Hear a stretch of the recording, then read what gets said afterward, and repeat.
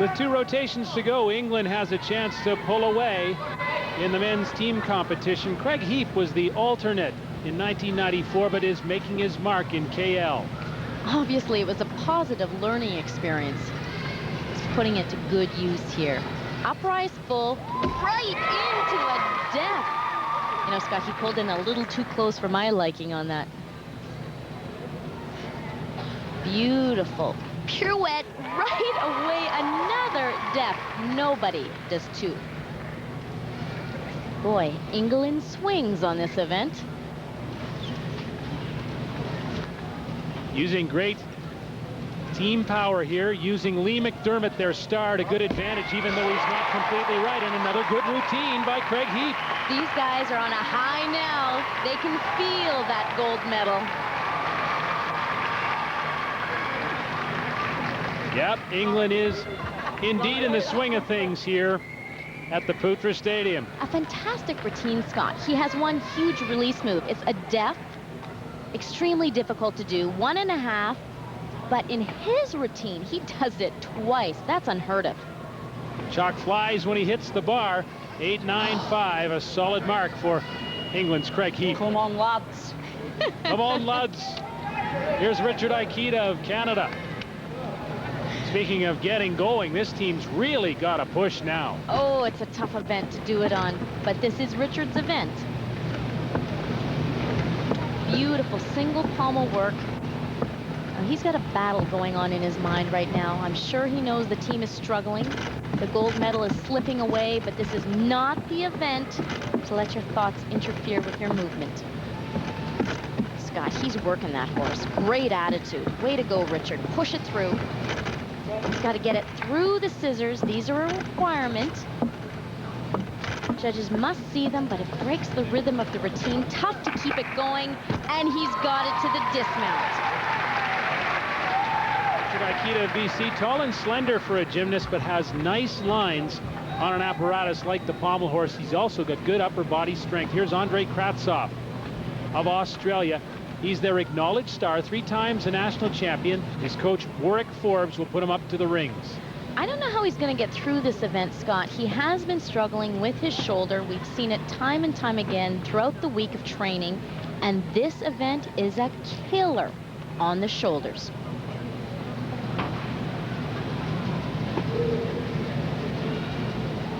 Very simple press to handstand. Oh, you can see he's in trouble. Normally, he would be much lower on that inverted cross. Struggling to keep the ring steady.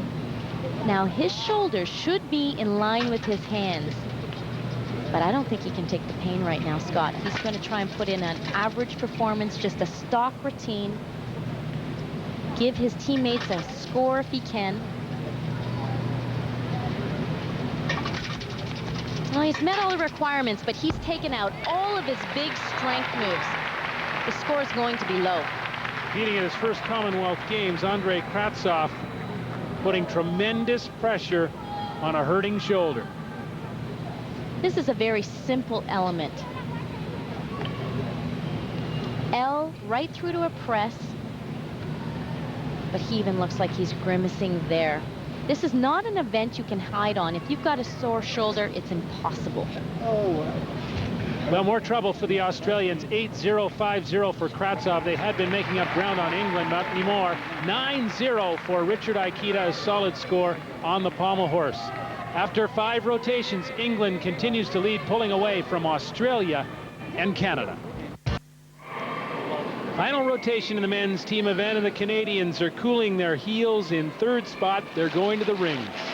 Ice is often a gymnast's very best friend. I think Peter is still feeling the effects of that hard impact on his dismount off parallel bars. Meantime, here's the final shot for Abbotsford, BC's Richard Ikeda. Scott, this is a very difficult event to finish on. The guys are really fatigued at this point. And look at the muscles working there. Trying to hold the Maltese, needs to hold each position for 2 seconds, and you know that one was a little bit short. Richard won a bronze medal on the rings in 1994 in Victoria. He may have another shot to get to the apparatus final, depending on his result here. He's just done one special requirement, 1 more to go. Oh, he has bypassed the special requirement. Although he hasn't fallen, that's a 4/10 deduction. He needed to hold that handstand. You know, Scott, the judges are going to kill him for this one. Well, the Canadians started very strong on the vault, and they faded from there. Meantime, we go to England, a surprise leader in this men's team event, and this is their star, Andrew Atherton. He finishes up on the floor exercise. Actually, this should be a walk in the park for Andrew. A fairly simple routine is planned, but at this point, that may be the smartest way to go. Don't make any mistakes, and you'll be standing on the gold medal spot on the podium. English have to be strong on the floor exercise here in the final rotation because they know that the Australians are finishing up on the vault, traditionally an apparatus where you can get high scores, and the Australians are still within reach. And this is where Andrew gets all of his high score. That pommel horse work, Fedorchenko is the name of it, is probably the most valuable part of his routine. It has a D value. Most of his other elements are only A's, B's, and C's. But what he has in his favor, Scott, rarely makes a mistake. Every landing is fairly solid. And if you don't show the judges any mistakes, they can't take off any marks. A very simple double twist, so not a spectacular routine, but he has challenged the judges to actually find a deduction. Atherton is the big English hope in the all-around competition, which will be coming up in a couple of days' time here at the Putra Stadium. He's greeted by his teammates. There's Lee McDermott, Ross Brewer, and the coaching staff. Great job by Andrew Atherton, who has been solid wall-to-wall across 6 for the English. And that's exactly what it takes to win. Solid, steady performances. There's his whip back, 1.5, rebounds perfectly, anticipates the landing on the next 1.5.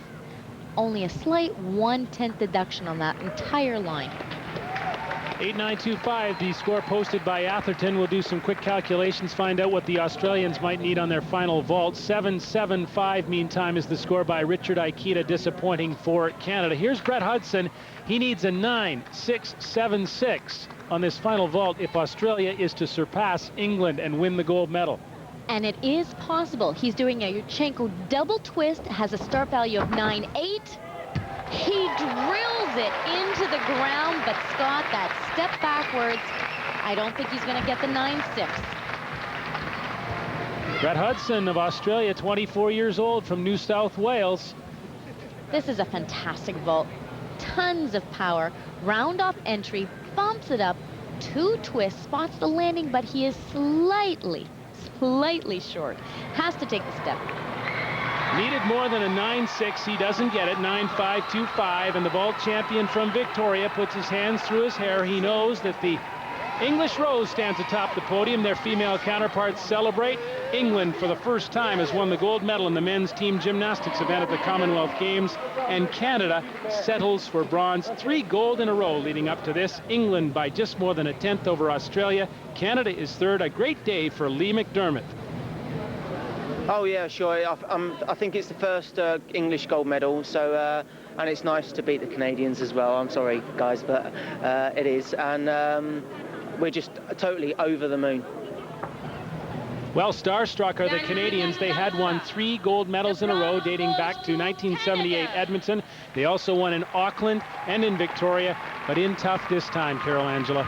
A very strange sight to watch them walk past the gold and the silver place and step onto the bronze. English win this time, and it was a great team effort on their part by Lee McDermott, John Smethurst. There's Craig Heap, also Andrew Atherton and Ross Brewer as the English take the gold medal in KL. We'll be back with the women's team event tomorrow.